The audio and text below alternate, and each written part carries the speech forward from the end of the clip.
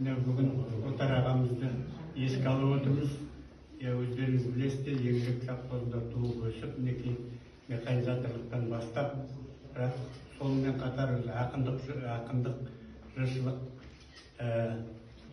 қатар алып жүрген кісі, біздің елге Торғайға әсіресе бұл кісі елден көшкенше, Торғай елді, Торғай жұрты бәріміз де білеміз, мінекей біздің әкеміздің жолын жалғаушылар, жаңа батырлан айтып кеткендей, мінекей айтыс өнерін жалғап, сол әкемдердің кезіндегі айтыстар тұрып қалды. Содан кейін мінекей Қонысбай Әбілов бастаған топпен осы ағамыз жүрді. Мінекей осында еске алып отқан өте қуаныштымыз. Мынау әсіресе осы артында қалған жеңгемізге, мына бала шағаларына үлкен рахметімді айтамын.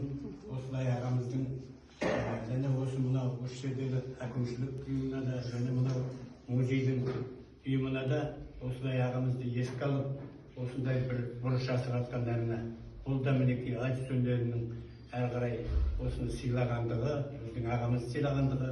Сондықтан ағамның ұрпақтарына, осы жерде отырған бәріңізге де денсаулық, амандық тілеймін. Ұрпақтары өніп өсіп, айтыс өнері дами берсін. Жоғары әрқашан осы ризашылығымды білдіремін.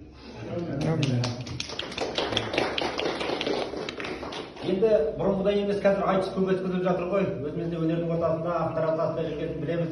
Көп ақындар айтып жатады, ойбай Айнұр бәленше көлік алыпты, мынау мындай көлік алыпты деп, бірақ шындығына келген кезде солардың бәрі кешегі кәсіп сотынген Отар ағамыз бен Ақбоз аталған Жадыра апамыздай бола алмайды.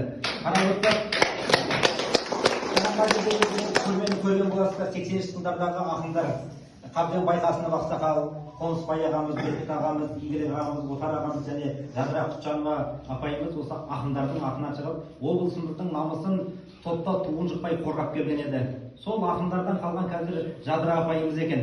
Жадыра апайымыз енді жасы ұлғайса да бізден үлкен ғой, енді айтысты көптен бері көріп кетсе де, осы Отар ағамыздың айтысына арнайы келіп отыр.